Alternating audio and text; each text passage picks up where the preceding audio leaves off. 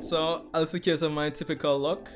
I don't know, I'm gonna have to refresh my machine or something because I've just been having issue after issue every week when it comes down to doing my reactions. So yeah, I had to cut it short. But yo, that's not let's not let that deter from me giving my thoughts on this episode. So episode 208, Momoshiki's manifestation, definitely a decent entry for the anime, if I do say so myself. As per usual, or even more so than usual, I thought this episode had a lot of additions in comparison to the manga version of this episode, so there's that. But let's start from the beginning. So yo, yo, Momoshiki looking fresh in the beginning there, not gonna lie. And you know, there were some subtle differences in how the performance was executed. For example, when we had the Rasengan moment in the manga, when we had Momoshiki essentially saying, what was the name of that jutsu again? Like in the panel immediately after, we just got that giant Rasengan. But we see here in the anime, which continues to, you know, pad things out, allow there to be build up, and, you know, just add those scenes to transition and smooth things out. We see that even in this Borushiki moment, as we get more of a build up and a transition building up to the, you know, the giant Rasengan. So there's that. But more so than the aesthetics and the choreography and, you know, how things kind of flowed in terms of, you know, I guess panels or I guess scenes here with the anime versus the manga. Of course, Momoshiki taking over Boruto's body is a big deal.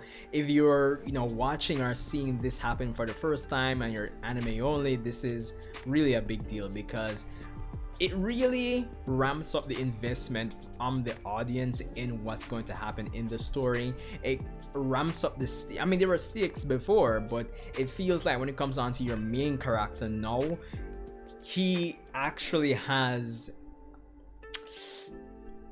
you're more concerned about what's gonna happen to him.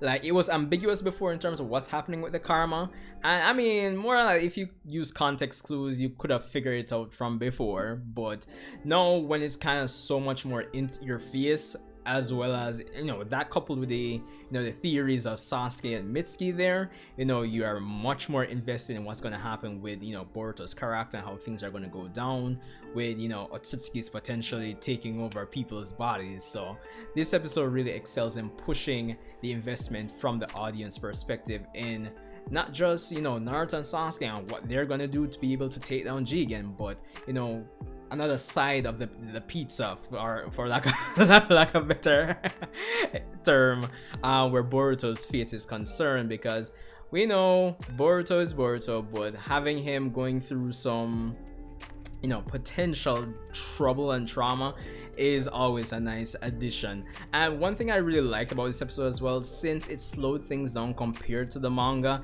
you got some more time to really see Boruto warming up. If warming up is the right phrase to use, warming up or kind of slowly building up that tension, that I guess emotional and psychological conflict when it comes on to Boruto's character in relation to the karma and what's really happening with his body. Because of course, early on in the series, and we flash back to it when Momoshiki was telling that those who defeat gods can't remain normal people, and, you know, Boruto was kind of, you know, like rising to the challenge, like, okay, shit, I wasn't gonna be normal anyway. But now you see kind of like a different side of Boruto's, probably not the opposite end of the spectrum or the opposite end of the coin, but you see some nuance, some subtle differences in how he expresses himself when it comes on to what Momoshiki said to him and what's happening with the karma seal. So that was nice as well.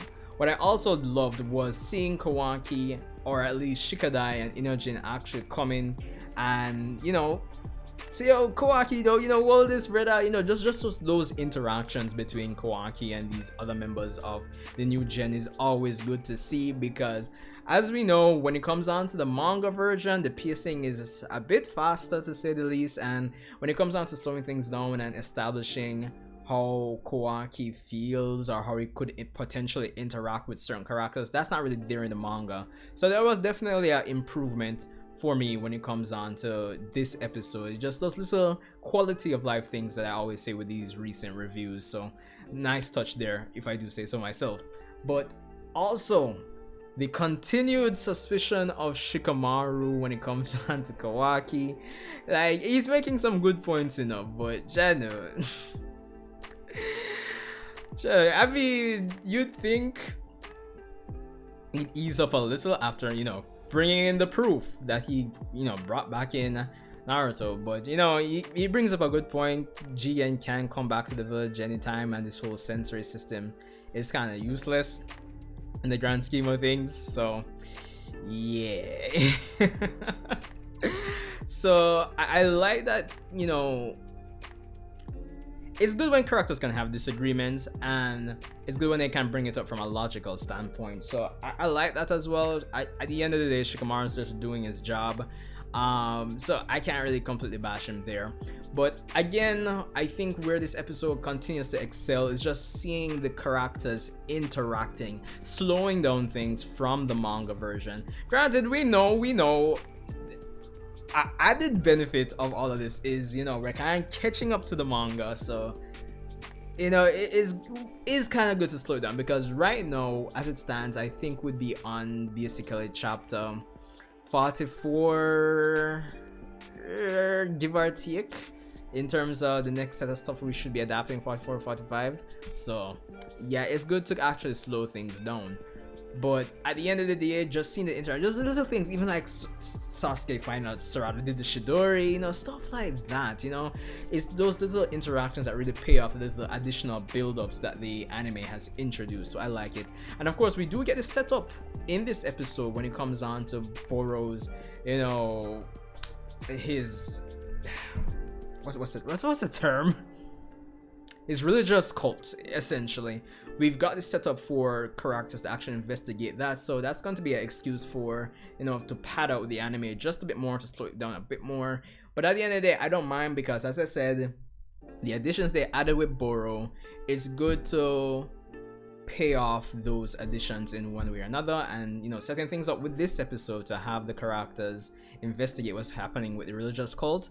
That's going to be just another quality of life addition, with the added benefit of kind of easing things down so the manga can build up a bit more. So it's kind of like what I always say at the end of the day, where has to be a middle ground between the content we want to see and stalling time for the manga. So there's that. And the additions they've added have always been pretty decent. So, slowing things down to actually see where those plot points or plot threads go, I don't really mind much. So there's that. So yeah, all in all, a solid episode. Probably missed one or two things, but I need to get this review / impressions up, because my computer is not behaving properly and I need to sort things out. So I just want to get this up and then sort it out, and then hopefully my reactions can just be sorted out going forward, because it's hard recording and then at the end of it, not all the footage can be used. So yeah. So anyway, Sasuke Uchiha, respect for tuning in. Leave a like, subscribe if you enjoyed anything I had to say, and I'll see you in the next Boruto video. Mm-hmm.